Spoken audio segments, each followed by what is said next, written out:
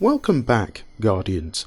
My name is Samlam, and today we're not just talking about Season of the Seraph's seasonal weekly story, we'll also be talking about Lightfall and the future of Destiny. So for those of you who are just tuning in for the first time and maybe you've stumbled onto this video today, the seasonal story has followed us trying to repair the warmind Rasputin, the Golden Age warmind, the tyrant himself, Big Red.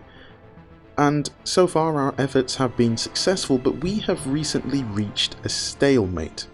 After getting rid of Clovis Bray and restoring Rasputin, we now face the dilemma of what to do about Xivu Arath and the Warsat network.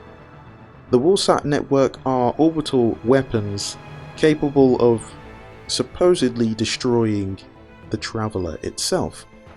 It is still rather unclear whether this is possible.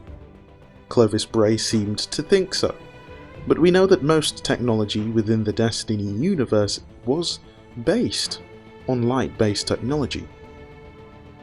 But the real dilemma here is that Rasputin is struggling with what to do. He's not sure whether to use the full power of the Warsats or to get rid of them altogether.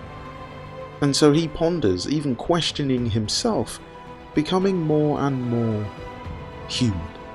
Rasputin now has the memories of Felwinter and 3 different sub-knights. So it would go without saying that he is certainly trying to grapple and grasp with his former mistakes. He's come face to face with a reflection of his past self, and now his future self must decide what to do. Whether he chooses good or bad, we're yet to see. But I think the most interesting part about this is where this will tie us into the story of Lightfall.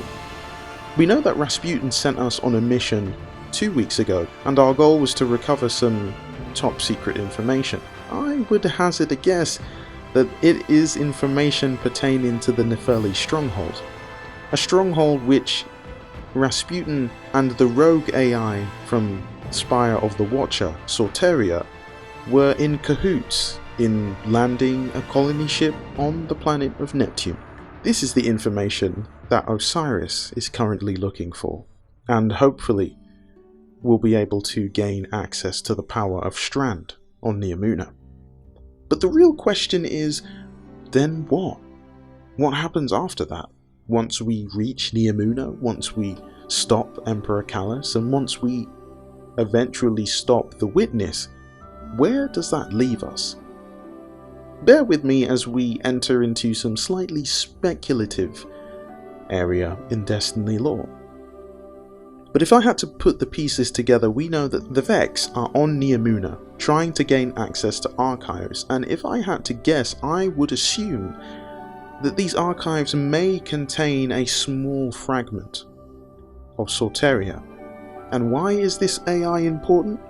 This AI is important because it is a clairvoyant AI, built with the might of the Ishtar Collective and Braytech.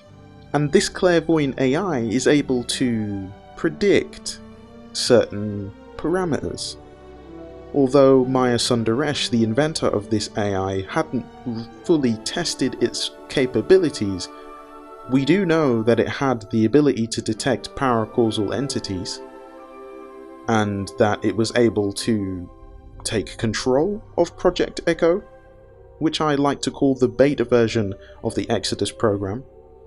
So it's unclear whether it was the Exodus program that safely landed colony ships on Neptune, or if it was Project Echo. But one could assume that they're one and the same. Once Rasputin had gained access to Sorteria and they began to work together, everything fits in place. If the Vex were to get in control of this AI, simulate it, perhaps integrate it into their system, there's a potential that the Vex would have the ability to change things, mimic paracausal power, take control in ways that we had feared all this time. And if they did, what would stop them then from becoming the final shape After all, they were the first pattern that emerged from the flower game in the garden, where the light and darkness played together, in the wet loam of primordial space. But then what? Once we reach the final shape, where are we heading next? This is the exciting part, because there are so many lore beats within Destiny to which we could venture, explore, travel to vast, distant universes where there is more to do.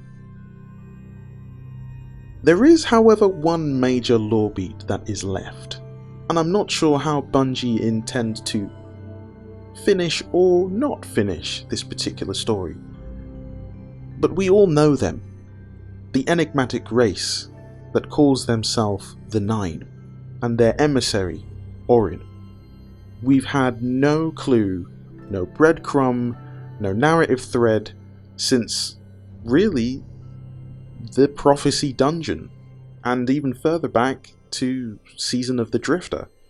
There's been no major move from the Nine except for dark matter focused on Europa, but we're not sure for how long. That was a report from one of Ikora's hidden agents. So I'll finish my final thoughts here. With so much of the outer rim of our galaxy unexplored, would that then perhaps give Bungie the room to create another title? One more game after this version of Destiny. Whether it's called Destiny or Destiny 3 is yet to be seen. But the scope is quite big, and there are a few story beats to tie up, and I'm sure most of those can't be finished within 4 to 5 seasons after the Lightfall expansion. I'll leave my thoughts here for now, but if you have any ideas or comments based on what I've shared today, feel free to drop a comment in the section and let's talk. For now, that's all I have for you. Hopefully you have enjoyed watching and listening to today's video. If you did, be sure to hit the like button and also consider subscribing. Click the bell notification to find out when my next videos go live. If you'd like to support this channel and keep it going, consider buying me a coffee, because every little does help. Remember that no matter what you're facing at this moment in time, you can do all things. Stay safe and Godspeed.